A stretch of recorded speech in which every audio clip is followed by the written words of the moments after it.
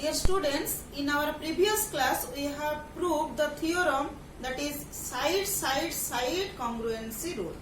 So here we are going to prove the theorem that is RHS, right angle hypotenuse side congruence rule. Then what is the statement of this theorem?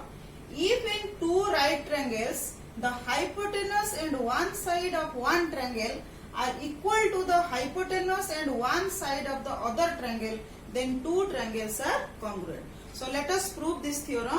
So here it is given that in right triangle ABC and right triangle DEF, angle B is equal to angle E is equal to 90 degree, BC is equal to EF and SC is equal to DF. So this is given. Then we have to prove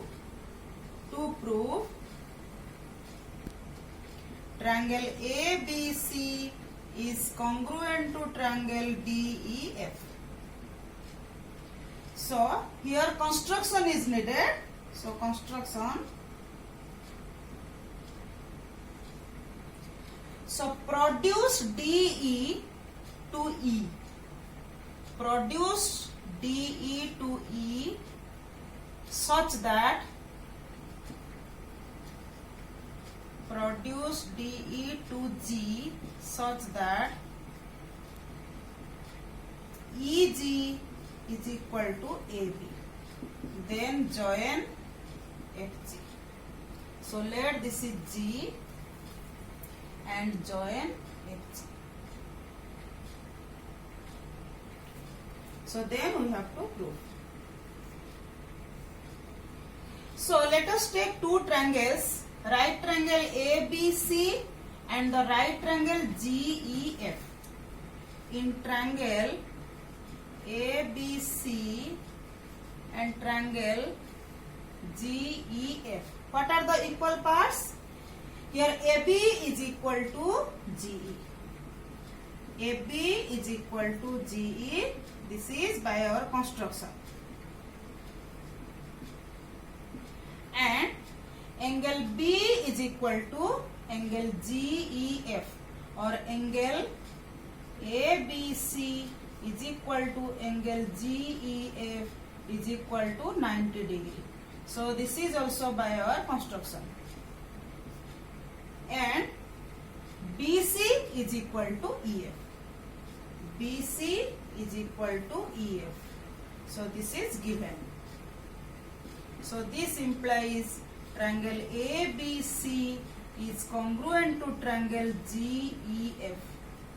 By which condition? Side angle side. SAS. So now if these two triangles are congruent, ABC and GEF, then other parts, corresponding parts are equal. Then angle G is equal to angle A and SC is equal to GF. So by CP/CT. So here this angle G will be equal to angle A and SC is equal to GF. So now consider this triangle DFG. In triangle DFG, DF is equal to GF. So this implies angle FDE is equal to angle FGE. So this implies angle D is equal to angle G. In short for angle D is equal to angle G by isosceles property.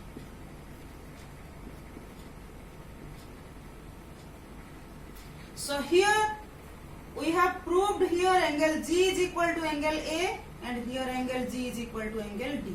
So this implies angle A is equal to angle D. So from let this is 1 and this is 2.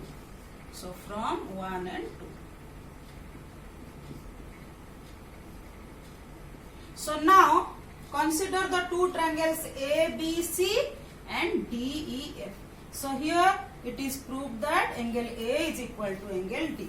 So now in triangle ABC and triangle DEF, angle A is equal to angle D from proved.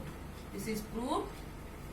And angle ABC is equal to angle DEF, it is given, and BC is equal to EF, this is given. So this implies triangle ABC is congruent to triangle DEF. By which condition? RHS condition. So this is proved. So here this is the theorem, RHS congruency rule. So let us solve some problems based on this theorem. I have taken an example, so let us solve it by using RHS congruence rule. P is a point equidistant from two lines L and M intersecting at a point A. Here in the diagram, L line and M line intersect at each other at point A, and P is a point here and it is equidistant from L and M. That means always distance means the perpendicular distance. The distance of a point from a line is the perpendicular drawn from that point to that line. So here PM is the distance of point P from line L, and PN is the distance of point P from line M. So it is given that PM is equal to PN. Then we have to prove the line AP bisect the angle between them. That means AP is the angle bisector of MPN. AP is the angle bisector of angle MAN. Or we will prove that angle MAB is equal to angle NAB. So this we have to prove. Then proof. So here consider two triangles. Two right triangles are there because these two angles are 90 degree each. So in triangle AMP and triangle ANP. In triangle AMP and triangle ANP. So what are the equal parts? So angle AMP is equal to angle ANP. These are 90 degree. So this is given. And PM is equal to PN. PM is equal to PN. So this is also given. And AP is equal to AP. This is common hypotenuse.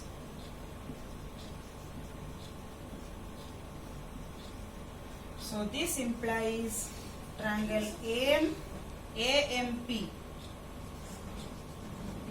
is congruent to triangle ANP by RHS congruence rule. So if these two triangles are congruent, then we can write it as the corresponding parts are equal. So this implies MAP angle is equal to angle NAP by CPCT. Or so this implies AP is the angle bisector of angle MAN. So this is proved. So in this way we can solve more problems by using the congruence rule.